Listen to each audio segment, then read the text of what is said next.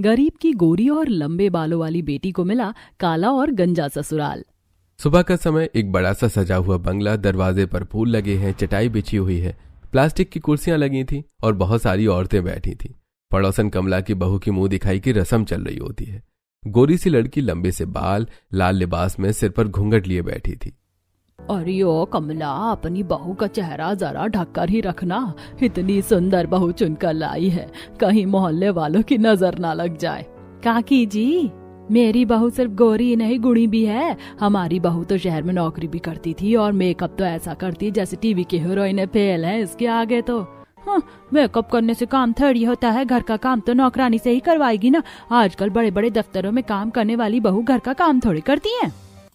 ये सारी बातें औरतें कर ही रही थीं कि तभी उसकी नजर राम दुलारी पर पड़ती है, जिनकी 2 बड़े बेटों की शादी हो चुकी होती है।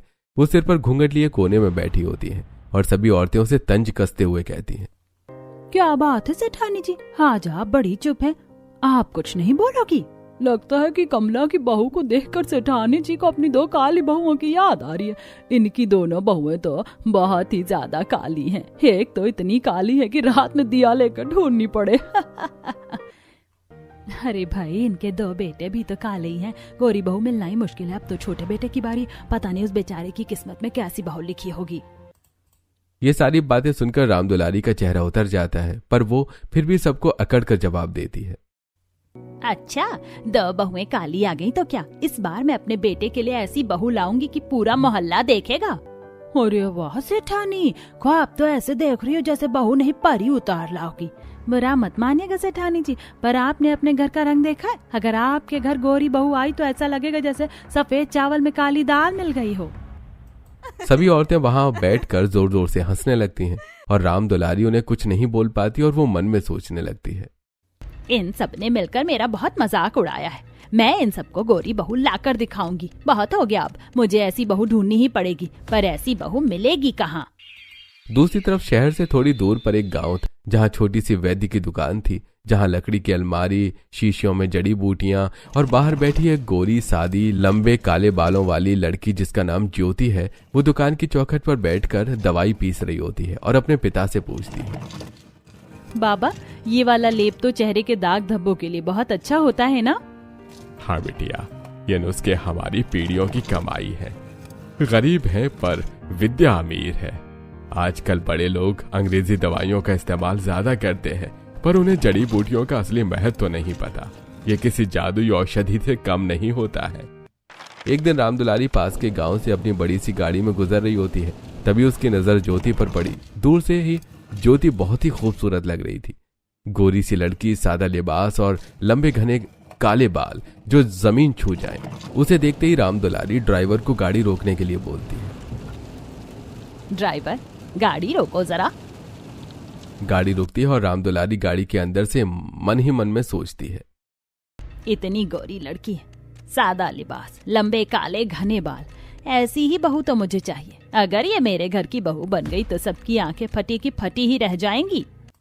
इतना सोचते हुए राम दुलारी सिर पर पल्लू लिए सांवली सी औरत गहने पहने गोविंद वैद्य की दुकान पर जाती है और सादगी से पूछती है, वैद्य जी, क्या ये आपकी बेटी है? हाँ जी सेठानी जी, ये मेरी ही बेटी है। कभी कभी ये दुकान पर मेरी मदद करने आ जाती है। ये तो बहुत अच्छी बात है, बहुत गुणी लगती है आपकी बेटी तो। इसका नाम क्या है? जी, इसका नाम ज्योति है। बहुत ही मेहनती लड़की है। वो ऊपर से नीचे तक एकटक ज्योति को देखती रह जाती है और मन में ये सोच लेती है कि ज्योति को ही अपने घर की बहू बनाएगी। कुछ दिन बाद राम दुलारी एक लंबी सी गाड़ी में बैठकर अपने बेटे मोहन का रिश्ता लेकर गोविंद वैद्य के घर जाती है। गाड़ी एक टूटे फूटे से घर के पास आकर रुकती है और सभी मोहल्ले वाले देखते रह जाते हैं और आपस में बात करते हैं, इतनी बड़ी गाड़ी हमारे गांव में? मैंने तो इतनी बड़ी गाड़ी पहली बार देखी है। लगता है गांव में कुछ धमाकेदार होने वाला है। अरे मुझे तो लगता है इस गरीब के भाग खुलने वाले हैं। तभी राम दुलारी गोविंद के घर के अंदर जाती है, जहाँ एक टूटी खाट, कोने में मिट्टी का चूल्हा और एक चेयर रखी होती है। जमीन पर ज्योति बैठी होती है, जहाँ उसकी माँ खाना बना रही होती है। अरे सेठानी जी, आप हमारे यहाँ कैसे? कोई बात थी तो हमें बुलवा लिया होता, हम आ जाते। आपने यहाँ आने का कष्ट क्यों किया? वैद्य जी, पर जो मुझे चाहिए वो मुझे यहाँ आने पर ही मिल सकता है, इसीलिए तो मैं यहाँ आई हूँ। ऐसी क्या बात है सेठानी जी, बताइए। वैद्य जी, उस दिन मैं आपकी दुकान पर आई थी और मैंने आपकी बेटी ज्योति को देखा। एक नजर में ही मुझे वो बहुत भा गई। मैं उसके लिए अपने छोटे बेटे मोहन का रिश्ता लेकर आई हूँ। मैं चाहती हूँ कि आपकी बेटी हमारे बंगले की बहू बने। यह बात सुनकर ज्योति के माता पिता एक दूसरे की तरफ हैरानी से देखने लगते हैं। तभी ज्योति के पिता कहते हैं, सेठानी, हमने सोचने का जरा वक्त दीजिए। हम एक बार अपनी बेटी ज्योति की भी राय लेना चाहते हैं कि वो शादी करना चाहती है या नहीं। कोई जल्दी नहीं है वैद्य जी, आप एक बार आराम से सोच लीजिए। आखिर ऐसा रिश्ता बार बार थोड़ी ही आता है। अब मैं चलती हूँ। रामदुलारी वहां से चली जाती है और पूरे गांव में ये बात फैल जाती है कि ज्योति के लिए बहुत बड़े घर से रिश्ता आया है। सभी लोग बात करने लगते हैं गांव में। अरे शांति, तूने सुना क्या? वैद्य जी की बेटी के लिए शहर के बड़े घर से रिश्ता आया है। क्या? बाप रे, वैद्य जी की बेटी के लिए बड़े शहर से रिश्ता? क्या बात कर रही हो? वैद्य जी की बेटी के तो भाग्य ही खुल गए। भाई, किस्मत हो तो इन जैसी हो, वरना ना हो। ज्योति के पिता सोच में पड़ जाते हैं और वो बहुत देर तक सोचने के बाद अपनी बेटी ज्योति से बोलते हैं, मैं तो बहुत खुश हूँ बेटी कि तेरे लिए इतने बड़े घर से रिश्ता आया है। तुझे अब गरीबी में अपनी जिंदगी नहीं बितानी पड़ेगी। पर वो लोग इतने बड़े हैं और हम इतने गरीब। बाबा, अगर इंसान अच्छा हो तो पैसे मायने नहीं रखते। अगर आपको ये रिश्ता मंजूर है तो मुझे कोई एतराज नहीं। बड़े घर से रिश्ता आया था, इसलिए ज्योति के घर वालों को रिश्ते से कोई एतराज नहीं था। ज्योति की शादी मोहन से तय हो जाती है। शादी का दिन आता है और ज्योति लाल दुल्हन के जोड़े में बहुत ही सुंदर लग रही थी। उसके घने बाल उस पर खूब सज रहे थे। सभी ज्योति को देखकर उसकी खूब तारीफ कर रहे थे। अरे, ये रामदुलारी ने तो सच ही कहा था कि अपने लिए गोरी बहू लाएगी। ये तो सच में काफी गोरी और सुंदर भी लग रही है। इसने तो आज जो बोला वो करके ही दिखाया। पता नहीं इस काले परिवार में गोरी लड़की कैसे एडजस्ट करेगी। पूरा परिवार इतना काला है, वहीं बहुरानी इतनी सुंदर और गोरी चिट्टी। मानो काले से अंधेरे लड़के के जीवन में रोशनी जैसी लड़की आ गई हो। मोहल्ले की औरतें ये सब बात करके जोर जोर से हंसने लगती हैं। तभी लड़का भी स्टेज पर आता है। लड़के ने व्हाइट शेरवानी और लाल पगड़ी पहनी है, जिसे देखकर हर मेहमान हक्का बक्का रह जाता है और सभी बातें बनाते हैं। हे राम, ये इन्होंने कैसा दूल्हा देखा अपनी बेटी के लिए। इनकी बेटी तो बहुत ही खूबसूरत है और उसके लिए ऐसा काला दूल्हा। मैं तो अपनी बेटी को कभी ऐसे दूल्हे को नहीं देती। अरे हाँ, बात तो आपकी सही है। मैं तो खुद ही हैरान हूँ कि इतने काले दूल्हे को इतनी खूबसूरत लड़की कैसे मिल गई। अरे भाई, इस दूल्हे का तो परिवार पूरा ही काला है और सभी लोग देखने में भी कितने अजीब हैं। ये सब पैसों का खेल है। पैसे की वजह से ही इतनी सुंदर बीवी मिल रही है इस लड़के को। अब तो भगवान ही बचाए ऐसी लड़कियों को अपने ससुराल में। किसी तरह शादी हो जाती है और बहू बड़ी सी गाड़ी में घर आती है और सारी रस्में पूरी होती हैं। सुबह का समय होता है। ज्योति सुबह जल्दी उठकर नहा लेती है और उसके बाल गीले होते हैं और वो खुद से बात करने लगती है। ओह, ये मेरे बाल अब तक नहीं सूखे। ऐसे किचन में गई तो सब गीला हो जाएगा। पहले मैं इन्हें जल्दी से सुखा लेती हूँ, फिर किचन में जाऊंगी। ज्योति गमछे से अपने बाल सुखाने लगती है और उसे लगता है कि उसे काफी देर हो गई है, इसलिए वो भागते हुए किचन में जाती है तो वो देखती है कि अब तक सब सोए हुए हैं। वो मन में बोलती है, 7 बज चुके हैं और घर पर सारे लोग अब तक सोए हैं। मैं चाय बना लेती हूँ सबके लिए, फिर शायद सब उठ जाएं तब तक। वो किचन में चाय बनाने के सामान ढूंढ रही होती है। तभी वहां उसकी सास आती है, सिर पर पल्लू लिए, और ज्योति को बोलती है, वाह बहू, तू इतनी जल्दी उठ गई। जी माँ जी, वो मुझे गांव में जल्दी उठने की आदत है ना, इसीलिए मैं जल्दी ही उठ गई। माँ जी, मैं सबके लिए चाय बना रही हूँ। अरे वाह, एक तो मुझे इतनी गोरी चिट्टी बहू मिली है और ये सारे घर का काम भी संभाल लेगी। मेरी तो लॉटरी ही लग गई। मैं तो धन्य ही हो गई इसके जैसी बहू घर लाके। तभी वहां ज्योति की दोनों जेठानियां रेशमा और सपना अपने नाइट गाउन में टाइट जूड़ा बांधे पूरे मेकअप में किचन में आती हैं और देखती हैं कि ज्योति चाय बना रही है। तो वो आपस में फुसफुसाने लगती हैं। देख रही हो ना दीदी, ये गोरी चिट्टी बहू तो कितनी सुंदर है और कितनी संस्कारी भी। नहा धोकर किचन का काम भी करने लगी। हम तो इसके आगे पीछे भी नहीं है, फिर भी हमने कभी इस घर में कोई काम नहीं किया। इसके बाल तो देख कितने घने और लंबे हैं। ये तो इतनी गोरी है, लग रहा है पूरे घर में रोशनी ही भर गई हो। पर हमें उससे क्या ही करना है। अब ये आ गई है ना, अब यही घर का सारा काम भी करेगी। और वैसे भी गाँव के लोगों को काम करने की आदत होती है। इतना बोलकर दोनों मुंह बनाकर वहां से चली जाती हैं। और तभी दिन में मोहल्ले की औरतें दुल्हन को देखने के बहाने उनके घर पर आती हैं और सभी हॉल में बैठती हैं और रामदुलारी से पूछती, वाह सेठानी जी, मानना पड़ेगा, आपने तो जैसी बहू बोली थी वैसी बहू ढूंढ कर लाई है। आपकी बहू तो काफी गोरी चिट्टी है, इसके बाल भी कितने लंबे और घने हैं। पर मेरे मन में एक चीज बहुत खटक रही है, वो मैं आपसे पूछना चाहती हूँ। हाँ हाँ पूछो ना, क्या पूछना है तुम सबको। आप अपने हिसाब से गोरी और लंबे बालों वाली बहू तो ले आई है, पर क्या ये इस घर के परिवार के साथ जमेगी? इतना कह के सभी लोग उनका मजाक बना रहे होंगे। तभी ज्योति किचन से सिर पर पल्लू लिए, हाथ में ट्रे लिए जिसमें पानी और मिठाइयां हैं, सबके सामने आती है और सबको पानी और मिठाइयां देती है। तभी शारदा बोलती है, बहू तेरा रंग तो इतना गोरा है जैसे तू दूध में हल्दी मिलाकर पीकर पैदा हुई हो।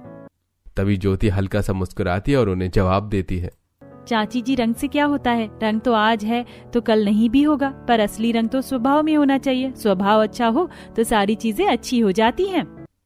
तभी सभी औरतें उसकी बात सुनकर हैरान हो जाती हैं और तभी फूलमती बोलती है, हाय हाय, ये नई कल की आई लड़की हमसे जबान लड़ा रही। राम दुलारी तेरी बहू तो मुंह फट निकली।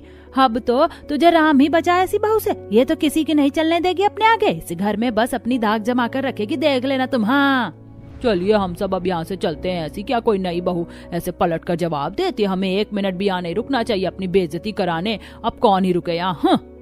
इतना बोलकर सारी औरतें वहां से मुंह बनाती हुई चली जाती हैं। एक शाम ज्योति नोटिस करती है कि सारे घर के लोगों, सास ससुर जेठ जेठानी पति नंद, सबके चेहरे पर बहुत से दाने आ गए हैं। वो काले हैं पर दानों की वजह से उनका चेहरा और भी खराब लग रहा है। तभी उसकी सास बोलती है, देखना बहू, पता नहीं इस घर को किसकी नजर लग गई है। देख तो सभी के चेहरे पर कैसे दाने आ गए हैं। मैं तो बहुत ही परेशान हो चुकी हूँ। सभी के चेहरे बिगड़ गए। मैं तो समझ नहीं पा रही हूँ कि मैं क्या करूँ। हाँ माँ जी, मैंने देखा है। आप बुरा ना माने तो मैंने अपने बाबा से कुछ लेप बनाना सीखा है जिससे ये दाग जल्दी से ठीक हो जाते हैं। आप अगर चाहें तो मैं वो लेप घर पर बना सकती हूँ। क्या बहू सच में? देख बहू, तुझे जो करना है तू कर। बस मैं चाहती हूँ कि बस हम सबके चेहरे के ये दाग चले जाएं। इसकी वजह से सारे लोग हमारा बहुत मजाक उड़ाते हैं। माँ जी आप चिंता मत कीजिए, मैं वैद्य की बेटी हूँ। मैं सबके दाग गायब कर सकती हूँ। मुझे कुछ समय दीजिए। अगले दिन ज्योति आंगन में बैठकर सिलबट्टे पर चंदन, नीम, हल्दी इन सबको पीस रही होती है और उसमें गुलाब जल मिलाकर लेप तैयार कर लेती है।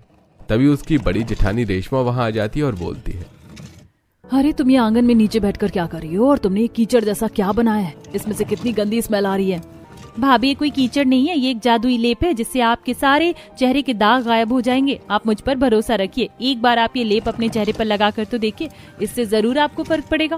बिल्कुल नहीं, मैं इसे नहीं लगा सकती। इसे देखकर ही मेरा मन अजीब हो गया है। इसे तुम ही लगाओ। ये सारी बातें उसकी सास सुन रही होती है कि तभी वो बीच में बोलती है, छोड़ना बहू, जिससे लगाना है लगाए और जिसे नहीं लगाना वो ना लगाए। सपना तू इसे लगा कर तो देख, मैं भी इसे लगाऊंगी। ज्योति की सास और उसकी मझली जेठानी सपना वो लेप लगाती हैं और उन्हें एक दिन में ही फर्क दिखता है। सपना भागते हुए रेशमा के पास जाती है और बोलती है, दीदी ये लेप वाकई काम करता है। मैं तो इसे सूरज जी को भी लगाने को दूंगी। आप भी इसे लगाइए, ये सचमुच जादुई लेप है। रेशमा फिर ज्योति के पास जाती है और उसे लेप मांगती है। ज्योति सपना बता रही है कि ये लेप सच में कारीगर है। तुम ये लेप मुझे भी दो, मैं भी ये लेप लगाना चाहती हूँ। हाँ दीदी लीजिए, आप भी ये लगाइए और बड़े भैया को भी दीजिएगा ताकि वो भी इसे लगा सके। हाँ जरूर, अभी पहले मैं तो लगा लूं। घर के सारे लोग उस लेप को लगाते हैं। उसके बाद सास ससुर पति नंद जेठ जेठानी और धीरे धीरे सबके दाग बहुत हल्के होने लगते हैं। तभी उसकी सास सोफे पर बैठी होती है और ज्योति को बोलती है, अरे वाह बहू, हम सबके दाग धब्बे तो बहुत कम हो गए। ये लेप सच में किसी जादुई लेप से कम नहीं है। अब तो लगता है कि कुछ ही दिन में ये दाग भी गायब हो जाएंगे। तुमने तो कमाल ही कर दिया है।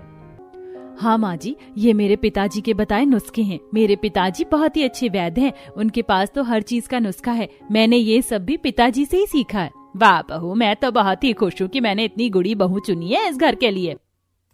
एक दिन घर के सारे लोग आंगन में बैठे होते हैं और बहुत तेज हवा चल रही होती है। ज्योति के पति हमेशा सिर पर गमछा बांध कर रखते थे। वो कभी सिर से गमछा नहीं उतारते थे। जब हवा चली तो उसके पति का गमछा हल्का सा सरक जाता है। तभी ज्योति बोलने के लिए मुंह खोलती है, अरे आपके तो। इतना बोलकर वो चुप हो जाती है। उसी रात वो चुपके से अपने पति के लिए जड़ी बूटियों वाला तेल तैयार करती है और पति का इंतजार करने लगती है। जैसे उसका पति घर आता है तो वो अपने पति के पास जाती है और उनके सिर से गमछा हटाने लगती है। तभी उसका पति बोलता है, अरे ये तुम क्या कर रही हो? मेरे सिर से गमछा क्यों हटा रही हो? आपने जो मुझसे इतनी बड़ी बात छुपाई है उसकी सजा तो आपको मिलेगी ना, इसीलिए मैं ये गमछा हटा रही हूँ। मैंने आपके लिए जड़ी बूटियों वाला तेल बनाया है जिससे आपके बाल वापस आ जाएंगे। तुम्हें कैसे पता चल गया कि मेरे सिर पर बाल नहीं है? मैंने तो हमेशा अपने बाल बांध कर रखता हूँ। मुझे तो ये पहले ही पता चल गया था, मेरे लिए पता लगाना मुश्किल नहीं था। तुम्हें तो कितना बुरा लगता होगा ना कि तुम्हारा पति गंजा है, कितना काला है। पहले तो दाग भी था, तुमने वो भी ठीक कर दिए। मुझे इस चीज से कोई फर्क नहीं पड़ता कि आप कैसे दिखते हैं, आपका रंग रूप कैसा है। फर्क तो बस इस बात से पड़ता है कि आपका बिहेवियर कैसा है। मैं तो हमेशा सोचता था और इस बात से डरता था कि तुम भी मेरे बारे में क्या सोचती होगी। बचपन से ही सब मेरा मजाक उड़ाते आए हैं। माँ हमेशा बोलती थी कि गोरी बहू ले आऊंगी तो कोई कुछ नहीं बोलेगा, पर फिर भी मेरे अंदर का डर खत्म नहीं हुआ, इसीलिए मैं हमेशा अपना सिर ढक कर रखता था।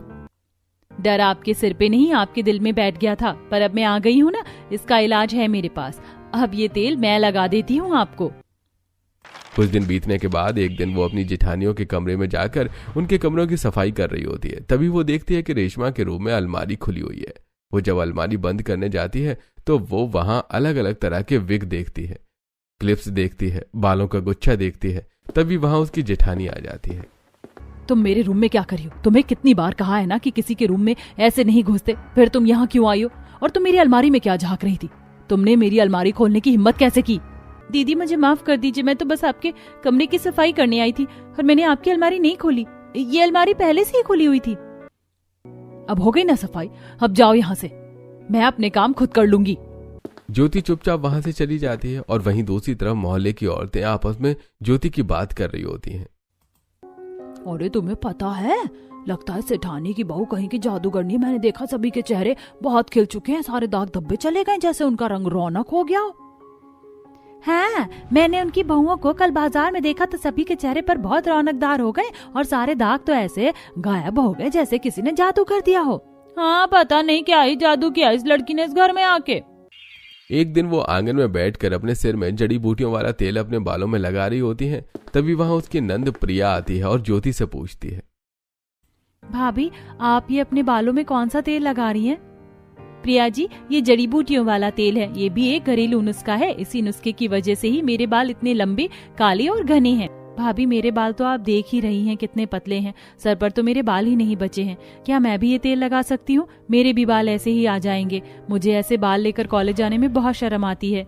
हाँ प्रिया जी, आपके भी बाल इससे लंबे और घने हो सकते हैं। आप मेरे पास बैठिए, मैं आपको ये तेल लगा देती हूँ। प्रिया खुशी खुशी ज्योति के पास बैठकर तेल लगवाती है और तभी वो रेशमा और सपना आती हैं और प्रिया से पूछती हैं, अरे प्रिया जी, आप यहाँ बैठकर क्या कर रही हैं? भाभी, ज्योति भाभी मेरे बालों में जड़ी बूटियों वाला तेल लगा कर दे रही हैं, इससे मेरे भी बाल लंबे हो जाएंगे। हैं? क्या सच में ऐसा होता है?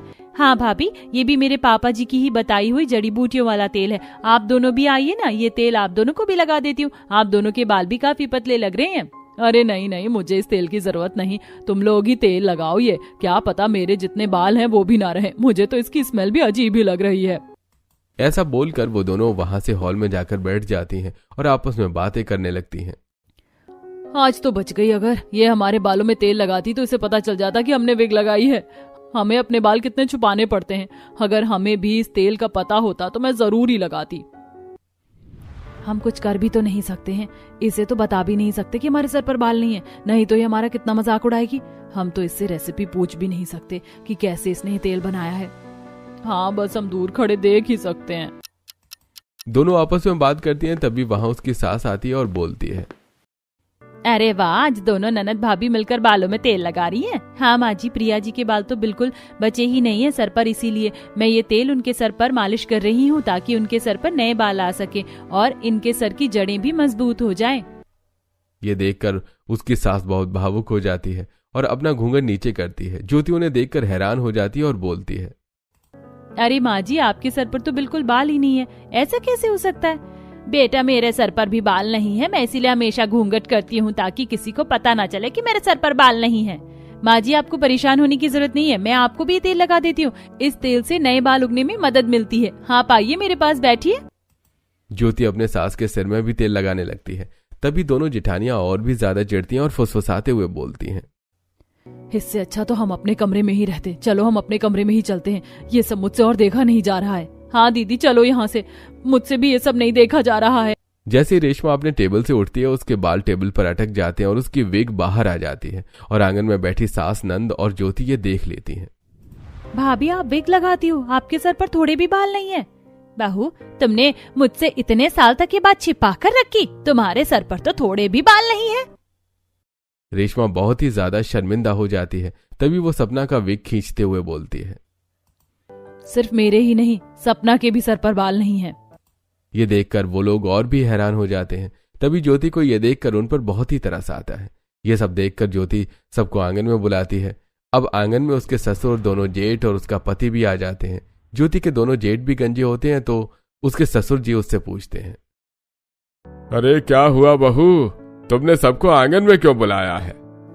पिताजी, मैं ये समझ गई हूँ कि इस घर में सभी अपने गंजेपन को छुपाने के लिए कुछ न कुछ तरकीब लगा रहे हैं, पर अब मेरे होते हुए किसी को भी कुछ भी छुपाने की जरूरत नहीं है। अब मैं इस घर में आ गई हूँ ना, अब मैं आप लोगों को बताती हूँ इन सब का इलाज। अपने पिताजी से मैंने भी बहुत कुछ सीखा है, मेरे परिवार की मदद तो मैं कर ही सकती हूँ। ज्योति सबको कटोरी में रखी जड़ी बूटियों वाले तेल को दिखाती है और बोलती है, इस जड़ी बूटियों वाले तेल से आप सबके बाल वापस आ सकते हैं। ये मेरे बाबा के कारगर नुस्खे हैं। अब मैं भी इस परिवार का हिस्सा हूँ, मैं तो हमेशा अपने परिवार का अच्छा ही चाहूंगी ना। बस अब आप लोगों को बिना किसी शर्म के ये तेल रेगुलरली अपने सर में लगानी होगी। तभी रेशमा ज्योति करीब आती है और उसका हाथ पकड़कर बोलती है, ज्योति, मुझे माफ कर दो। मुझे लगा था कि अगर मैंने ये बात तुमसे बोली तो तुम भी मेरा मजाक बनाओगी। आज मुझे पता चला कि मैं कितनी गलत थी। अब से मैं रेगुलर ये नुस्खा लगाऊंगी। अब जैसा कहोगी मैं वैसा ही करूंगी। हाँ देवरानी जी, मैं भी अपने बाल वापस पाना चाहती हूँ। बस आप अब जैसे बोलेंगी हम सब वैसा ही करेंगे। भाभी, मैं खुद ही अपने परिवार का मजाक क्यों उड़ाऊंगी? मुझे तो अच्छा लगता है कि मैं कभी तो आप लोगों के काम आ सकूं। आखिर मैं हूँ तो एक वैद्य की बेटी ना, इसका इलाज भी है मेरे पास। इस गंजेपन की वजह से किसी को भी घबराने की जरूरत नहीं है। ज्योति के बनाए तेल अब घर के सारे लोग अपने बालों में रेगुलर लगाना स्टार्ट कर देते हैं। उसके सास, ससुर, नंद, जेठ और पति सभी वो तेल लगाते हैं और कुछ ही महीनों में उनके बाल भी लंबे, काले और घने हो जाते हैं। एक दिन तीनों बहुएं साथ में बाजार निकलती हैं। तभी सारे मोहल्ले वाले आपस में फिर से बातें करने लग जाते हैं। अरे ओ, वो देखो सेठानी की बहुएं जा रही साथ में। बाप रे, इनके बाल तो देखो कितने खूबसूरत लग रहे हैं और इनकी बड़ी बहुओं के चेहरे कितने खिल गए हैं ना कोई दाग है ना कोई धब्बा। इनकी तो किस्मत ही चमक गई। हाँ जी, इनके तो रंग ढंग ही बदल गए हैं। लगता है सच में बहुत जादूगरनी है, इसने तो कुछ ही महीनों में पूरे परिवार को बदल कर रख दिया है। मैं तो बहुत हैरान हूँ इनके हाव भाव को देखकर। अगर ऐसी बहुएं हर घर में हो तो घर क्या पूरा अस्पताल भी ठीक हो जाए। बात तो तुम्हारी बिल्कुल सही है कुसुम। मोहल्ले वाले भी अब उनके घर के बारे में बात करते नहीं थकते थे। रामदुलारी जहां भी जाती सभी उसकी बहू की तारीफ करते थे। एक दिन वो बाजार से घर आती है और ज्योति किचन में काम कर रही होती है। तभी वो उसको बोलती है, बेटी, मैंने कभी नहीं सोचा था कि तुम्हारे आने से घर में इतना बदलाव आ सकता है। मैं तो बस सबको दिखाने के लिए गोरी बहू लाने का फैसला कर चुकी थी, पर तुमने आज मुझे भरोसा दिलाया कि मेरा फैसला बिल्कुल सही था। तुमने इस घर में इंसान को इंसान बनाया है। तभी ज्योति की दोनों जिठानियां वहां आ जाती हैं और बोलती हैं, आपने बिल्कुल सही कहा माँ जी। आज सिर्फ देवरानी जी की वजह से ये घर घर बन पाया है। आपकी वजह से हमें इतनी प्यारी देवरानी मिली है। दीदी, माँ जी, ये शक्ल, बाल, रूप, रंग, सारी चीजें सिर्फ ऊपरी होती हैं। असली बदलाव तो सिर्फ दिल से अपनाने में ही होता है। और आप सबने इस गरीब को इस घर की बहू बना दिया, इस घर के काबिल समझा, मुझे इस घर में बहू का दर्जा दिया, मुझे दिल से अपनाया। मेरे लिए तो इतना ही बहुत है।